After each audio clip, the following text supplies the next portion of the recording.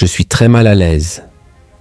Marion Maréchal fait un aveu sur CNews. La violence et la proposition de loi pour encadrer la fin de vie ont été les thèmes abordés par Sonia Mabrouk dans son interview de Marion Maréchal. Lundi 12 mai 2025 sur CNews, lundi 12 mai 2025 sur CNews, l'eurodéputée Marion Maréchal a répondu aux questions de Sonia Mabrouk dans le cadre de la grande interview proposée par CNews du lundi au vendredi. L'entretien s'est ouvert avec l'agression barbare d'un pompier, dont le pronostic vital est engagé après avoir été renversé par un individu revenu cracher sur sa victime qui gisait à terre. Les solutions sont connues. C'est ça qui est dramatique, a déploré la nièce de Marine Le Pen, qui demande à ce que la loi française soit appliquée, un texte terrifiant sur la fin de vie. Interrogé sur l'action du ministre de l'Intérieur Bruno Retailleau, l'ancienne tête forte de Reconquête a salué les mots du successeur de Gérald Darmanin.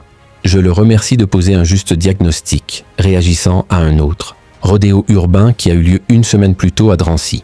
Après avoir rappelé l'enfer vécu par le policier en cause dans l'affaire Naël, l'invité de Sonia Mabrouk a réagi au texte débattu à l'Assemblée nationale concernant la fin de vie. Ce texte est terrifiant, a tranché Marion Maréchal. On commence régulièrement à nous vendre une loi qui explique que c'est uniquement pour des cas extrêmement réduits, en fin de vie de maladies incurables, mais dont les médecins expliquent déjà que le périmètre est très flou.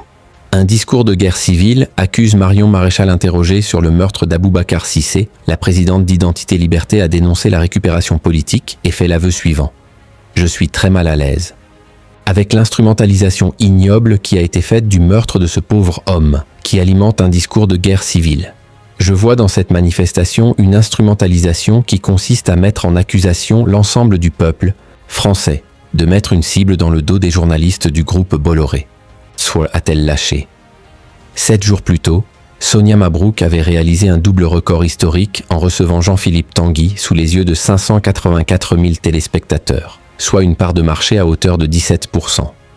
Aurore Berger, ministre de l'Égalité, a succédé à Marion Maréchal Le Pen ce mardi 13 mai 2025 pour répondre aux questions de la journaliste.